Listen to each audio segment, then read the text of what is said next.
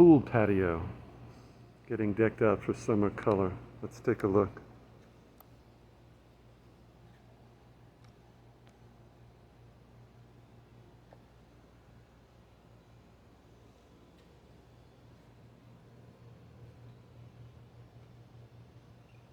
It's filling in nicely. We still need the extra board lawns from sand. A couple of other things. That dwarf banana I repotted in a more attractive pot, and also larger with enough soil to crank it for a while, and it's putting out a couple of babies in there. Sweeping around. Corner banana's doing great. The fan palm. That corner is still not articulated yet. The caladiums I need are just coming up. Now that is a new hibiscus I've installed. It's a topiaried up one. It's a treed one I put back there. Got it from Perinos because they have the best material, and the idea is that it can grow up and join with the other one on the right, which has been blooming up near the top and has buds on it. Sweeping around. Our wonderful white to pink bougainvillea. The vines, you have the Carolina jessamine, which is doing great, which has been there for a while, but the new one that's installed is the pink jasmine. You can see its stakes, and it is starting to climb up and about to reach up and latch on, so that pink jasmine is underway. Japanese magnolia, just incredibly happy there. It's growing like crazy. Now check out what we have here. Of course, the Iris regina, yellow hibiscus, and this is a new addition. This is an agapanthus in a bowl of Turingia, and it's really quite a lovely thing. And the idea there is, aside from the very gracious form of this huge bowl that it's in, which I found at Perinos, is that the agapanthus foliage is so beautiful if featured that way. And of course it's going to be filled with color from spring through fall, and when the agapanthus blooms, it's lagniappe fireworks.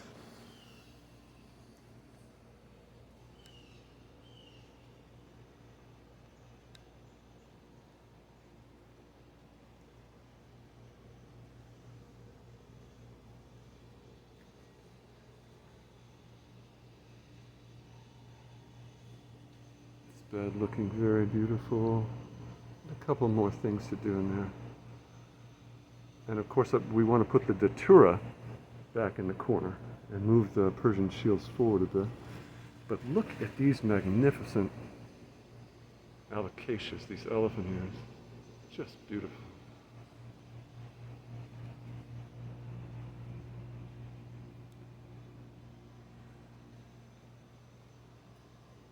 And continuing around. This area is starting to come along with some nice forest floor color.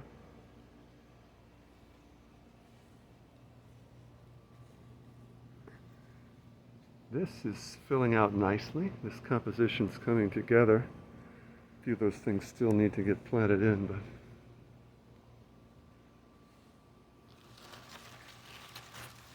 I think it's quite a beautiful effect. And you'll notice that is actually an amaryllis coming out of that bowl of Turinias.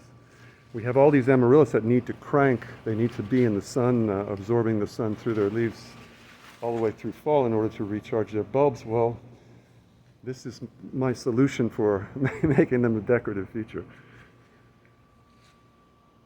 Of course, the banana canopy, looking beautiful.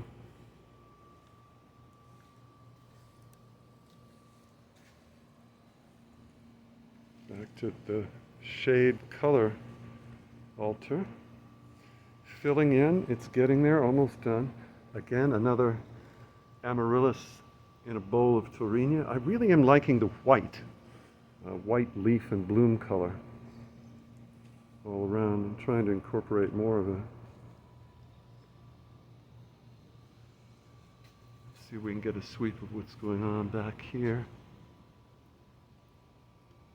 That's a really cool yellow spike of a new bromeliad, a red bromeliad peeking through some others, that gorgeous monstera, and another caladium in a pot of Taurinia there.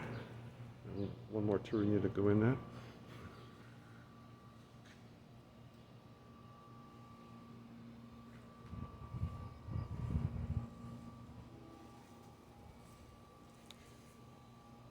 Again, an amaryllis and a bowl of Taurinia, which I think are looking very attractive.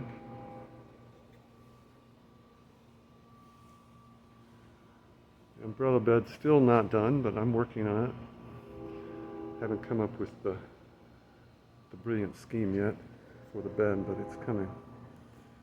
Bowl of Taurinia, just setting that off, making a splash.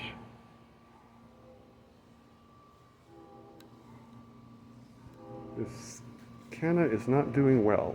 I'm investigating, but we'll see. I may have to replace that.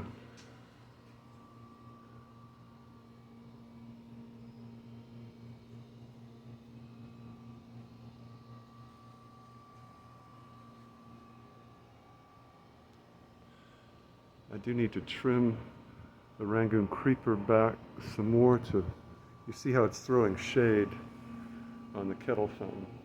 It's also throwing a tremendous amount of stuff in the kettle fountain every day, which is a chore, and it's also choking it up for the fish. So I need to trim that back so it's not quite so oppressive on the fountain below.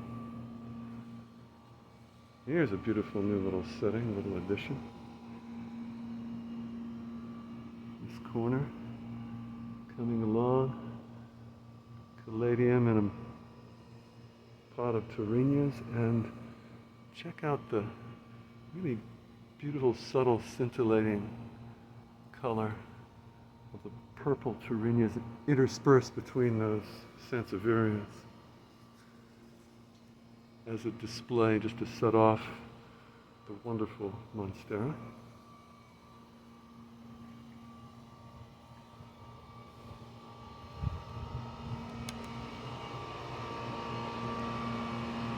Now, you notice something really wonderful happened here, and that is an olive jar got moved from around the corner where it was getting obscured by all the growing plants to where it could really be featured properly, and wow, does it make this corner feel right and much better. And it's coming along. We're almost done over here for the summer. Everything looking beautiful. We've got some more to do.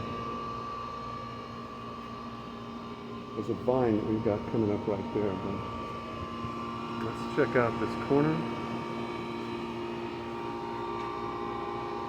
The bougainvillea, never healthier, never climbed higher than that. Going strong, fingers crossed. Guarded by, these are two new lavenders. These are called Super Blue. The original ones I put in here, the Anouk lavender, the original French-Spanish lavender, they were just wilting and dying, and I didn't understand. And I went to Perino's and I talked to one of the owners, and he said, well, actually that's what they do. That variety of lavender simply can't handle our heat and humidity. Try this one. So we've got one, and it just looks stunning, really. And this is the new bed color. Down here we've got some oyster plants, Taurinias and caladiums. Just been a nice design to blend a graceful sweep of color under amazing bananas. And Sweet Autumn Clematis going. Still haven't trained it down. We've got another Iris Regina here, and some Taurinias to give it a little bed of color while it's not blooming. Over here, this is looking rather effusive right now. This is our coin d'élevage, the place for raising, not for potting, But we're raising them up to the point where they're ready to get placed or planted. Oh, and this is our new passion flower vine, Snow Queen. It's got a big root system, like a gallon root system, but that's how they ship it. So I need to let it grow up before we place it up where we want it. And another vine here that's about to get in a different pot with those caladiums out of it. And that's another type of clematis to go up there.